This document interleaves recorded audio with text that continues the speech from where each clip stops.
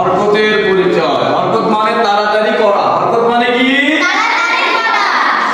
তাড়াতাড়ি করা। হরকত এক ধরনের চিহ্ন। হরকত কি? হরকত কিভাবে করতে হয়? তাড়াতাড়ি তাড়াতাড়ি করে হরকত করতে হয়। ঠিক আছে, হরকতের পরিচয়। এখন দেখো, আমি তোমাদের সামনে একটা রেখা টানলাম। এটা কি রেখা? সরল রেখা। এই সরল রেখা টেনে আমি এখানে ভাগ করলাম উপর এবং নিচ, উপর এবং নিচ। এখন উপরে একটা কোণাকুণি টান দিলাম, এটার নাম হলো উপরেরটার নাম জবর। সবাই বলেন সবর। উপরেরটার নাম সবর, নিচেরটার নাম জের। উপরে এক মাথা গোলটার নাম পেশ, উপরেরটার নাম সবর, উপরেরটার নাম সবর, নিচেরটার নাম জের। উপরে এক মাথা গোলটার নাম পেশ,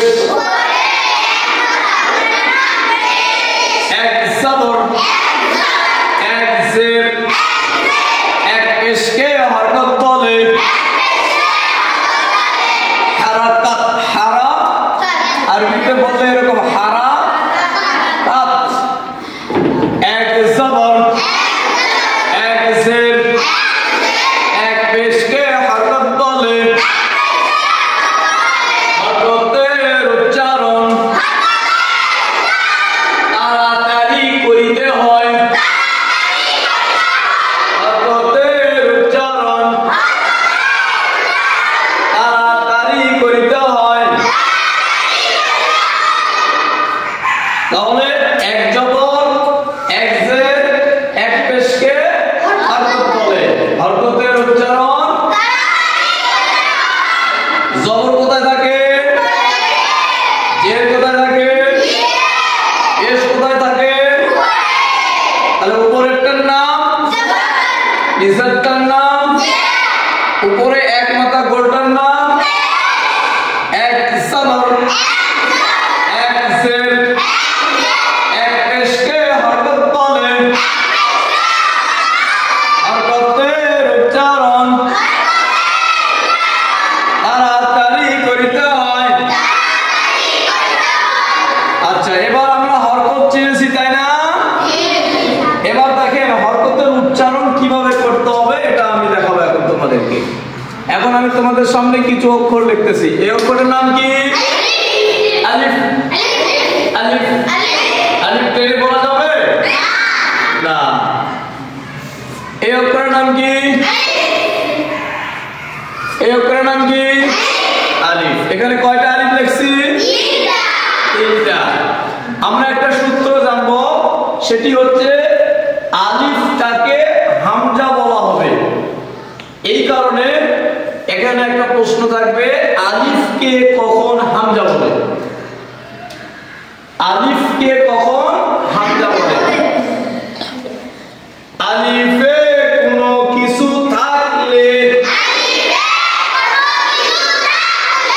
ওই আলিফকে হামজা বলে।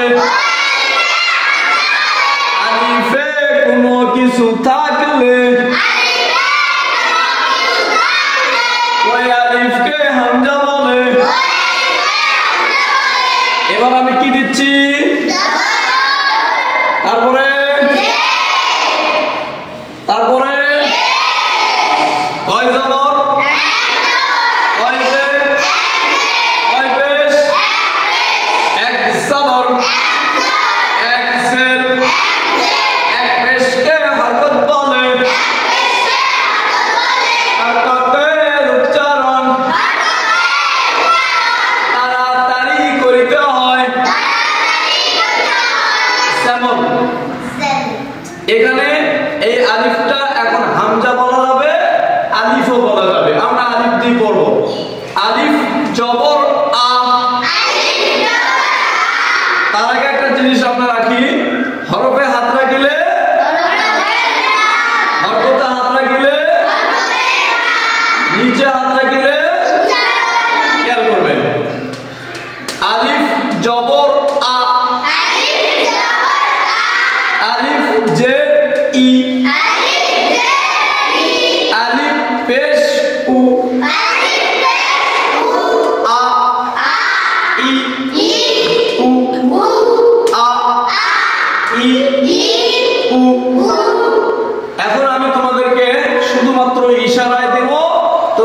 সবাই